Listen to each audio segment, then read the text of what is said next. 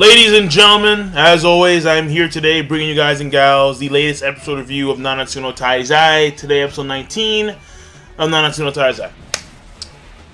Yo, this was deep, man. This was very deep. Alright, first of all, the backstory was surprising. Because there's actually like a deep-seated history between King and Diane. Or I should say Holly Queen, if I'm pronouncing that right, which I'm probably not. And at the end of the damn day, I think what he did was that he like erased her memories. Either that or she was too young to remember in the first place. I'm not too sure. But because like when he throws the flower at her neck and then she falls asleep and then she wakes up and then she has the flower in her hair, I think he erased her memories. That's my assumption. But then again, I can't be too sure. And then after the flashback where we get the details of Harlequin and Helbram and then Diane and what happened specifically and why Helbram had that image of the human with the eye patch. Then we go over to the actual fight and I was like, bro,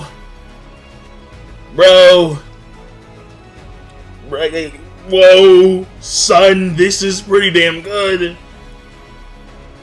And then King kills the dude. Now that caught me the fuck off guard. When he went like, and then, like there's a cut, but like you don't see it. And then all you have is blood running down Harlequin's like mouth and chin. And then slice, and I'm like, and the way the dude fell, like free fall out of air immediately. Like just, I was like, what the and then he's on the ground. Trying to grab the helmet. He's talking to Harlequin as if like he hasn't seen him in ages. And then finally he goes out. And I'm like, whoa, what the, like, that surprised the shit out of me. And then finally, you have the ending part. Well, first of all, Diane, she does realize that, like, the name Harlequin, it stuck to her. It's nostalgic. But she can't pinpoint why. And he just says, well, it was probably a dream you're having. So that was, so now we see why King really has strong feelings for her. I mean, he promised her that he'd always love her no matter what. So that was fascinating. And then it ends off with Hendrickson and Arthur Pendragon. And they're going ham. And apparently Arthur ain't no bitch. But he's not revealing all of his cards. So in comes Helbram, Hendrickson, with like some Amaterasu fucking black fire. I'm like, bro, like Hellblaze wave. It gets countered by Meliodas because he just hops in there right in the nick of time. And I won't say that he saved Arthur Pendragon because my assumption here is that Arthur could have actually blocked the attack or dodged the attack via some, technique or skill, magic, whatever. But regardless of if he could or couldn't dodge or block the attack, Meliodas came in there and he countered. So all that was just pacing, just going over each section of the entire episode. And overall, I thought it was beautifully placed because it covered the flashback within like the first half. Then the second half is the end of the fight of Helbram and Harlequin, and then finally it is the beginning of Meliodas and Hendrickson, with Arthur Pendragon still there. I don't know where Bon is. I mean, maybe Bon went over to where the Merlin is. I think, well, okay, I can't say Merlin, but the person who had the purple cloak on them, who I think may be Merlin, because, I mean, in the lore, Arthur and Merlin, I think, are hand in hand. I'm pretty sure. Either way, whatever. Moving on, because Merlin, I believe, from memory, is from like that time era in the Middle Ages. Whatever. Moving on. When it comes to the animation, everything was okay, and then it spiked when it came to the battle between Harlequin King and Helbram. That was a good fight. That was good animation. That was perfect. Well, I can't say perfect, but it was very good. Very good. I was bro, and the way they're fighting was something that I can't recall that I've seen before. the whole we're gonna like remote control our weapons, and like on some like telekinetic shit, but only in their case it's magic, and then like they're just going back and forth and back and forth and back and forth, and all types of usage of the chastity fold and Helbram's sword, and it was very nice the way things flowed. And I gotta say, animation in that particular part in the episode was very good. Everything else was pretty much okay.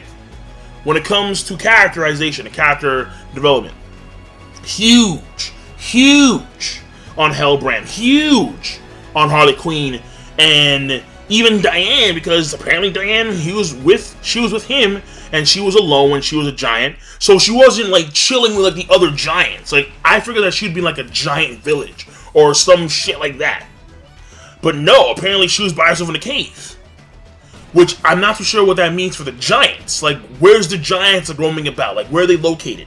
Like, where's their village or their cities? Like, how come she's not with them? Like, was she, like, did her mother or like, did her parents, like, throw her away? Like, I don't know, but it's fascinating.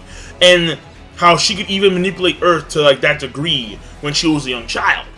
Furthermore, after the events of that night, Harley Quinn, he lost his memory, and the human image we saw of Helbram throughout the entirety of the episode of the series thus far, the man with the eye patch, that was actually a real human back in the day, but he got killed by Helbram, and then Helbram took upon his image because this guy, this holy knight, assumed that he ripped off the wings of Helbram and his friends, because they trusted these humans. And throughout the entirety, there's like a reverse role, where initially in the story of the flashbacks, within flashbacks, DiCaprio, Inception, you have King. He's like, don't trust humans, they shouldn't be trusted. And then you have Helbram, he's like, well, they're not a big deal, like, it's okay. There's nothing wrong with trusting humans, in his mind. Or he's very indifferent about it, Helbram. And then, what happens is, so you have Harley Quinn loses memories, and he meets Diane, who apparently saves him, and then there's a human who like stopped by a few times over to pretty much he gave Diane soup, and then stumbles across their cave later on at like some point in time. And from a time standpoint, you're thinking like a few days passed, but no, apparently decades passed, and I was like, whoa. And he's already balding. I'm like, what the? Oh, balding? He's bald, period. And I'm like, what the fuck? And apparently, when it came to that was actually done very well. All right, when it came to representing time through the vision of the giants and the fairies, because for us or for them, a few days, in the sense of overall time, is to us like decades, and then that was very surprising. Time just moseyed on by, and neither Diane nor Harley Quinn actually, aged that much, because they still have their same figure. I mean, well, Diane, she clearly grew up from then, but I mean, physically at least. But the fairies, I think, like maintain a. Because I don't know if they're... Well, I'm pretty sure in the images of the fairies, there were like some old fairies, but I don't know how long that is in fairy time. Like, I don't know how old an old fairy is. Like is it like 10,000 years for an old fairy? I don't know. But either way, it was all fascinating. And he meets these nice humans, and these nice humans, they change his perspective on humans, or at least they changed his perspective, because he thought that they were all evil or they shouldn't be trusted, but he meets very good humans. And when he does regain his memories in full, that final night, when he's with Diane, there's the village is attacked. He goes over there, and apparently 500 years had passed in an overall time span. At least that's the way it seems. Helbram was going around 500 years just slaughtering, killing humans. And this actually ties into what was stated by Elaine. Remember how Elaine, she was left in charge of the fairy forest, or whatever, the fairy king tree forest, whatever it's called, and how her brother had left for like several centuries. Well, he had no memory, apparently. He was just doing shit with Diane, apparently. Fascinating. So So a lot of these things are coming together in one flashback, and that was all done like 12 minutes. And you see now, it starts off with Harlequin hating humans or not trusting humans, and Helbram being very indifferent, and ends off with Helbram distasting, to say the least, pure, unadulterated hatred for humans, and Harlequin having more faith in humanity. It was very fascinating. And now we can see why Helbram was so adamant about resurrecting the Demon Clan with Hendrickson. Because if the Demon Clan is restored, he knows that they're just going to run roughshod all over humanity. I mean, his goal was to pretty much erase humans from the face of the earth. Extinction. And that section of the episode and the characterization was fantastic on a whole level of fronts. And also it's pretty good from a story standpoint because we learned a lot about Helbram, and a lot about Harlequin, and a lot about Diane in that one flashback. That was a very good flashback. I was like, damn, this is good. We're learning a lot of shit. And then again, we came to the fight.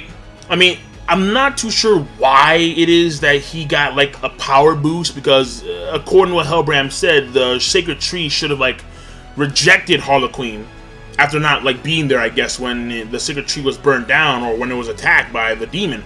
But I guess it didn't. And he just goes off the wall. And he just owns. He's warping all over the place, and the chassis foes doing all types of shit. And then you have, Harlequin take all the magic from all the Holy Knights, and he's doing all types of shit. And King's still punking it. He owns it. The previous episode was the complete inverse, where King was getting spanked. Almost literally. And this episode, no. King is punking. And then he kills the dude. And that was a pretty sad scene too, when he's on the ground. And the helmet that he had, that love helm thing, apparently he got it for Harlequin, and he trusted the humans that apparently he was told not to trust. And when they took him into the and so apparently at some point they were able to actually imprison these fairies, and they ripped off their wings.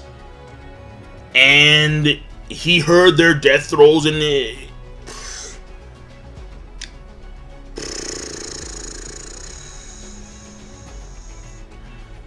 God damn. I mean, I can see why Unawana is all about fucking Nanatsu no Taizai. God damn, I'm like, shit. God damn. The fuck, he like that one scene where he's like, just enough. And he goes like this. And then chassis foe goes cut. And I'm thinking, did he just split this dude's head in half? And then it's like blood, and then the fucking, I'm like, what? And then it's over. He's just laying there now. I'm like, bro. So that's it, really. So, oh, and one last thing. Not relevant to this episode, but I did remember. When you look at the opening, the place where Hawk is, it's also in the opening. Like some weird spiral thing that like goes up somewhere. That's also in the opening. So, I don't know what that's about, but we'll find out obviously in the future. And when it comes to Arthur and Meliodas, I pretty much said what had to be said at that point in time. But again, it was pretty cool seeing that Hendrickson is using some, Amaterasu, what's it called, God Slayer shit going on. So, either way, I'm done.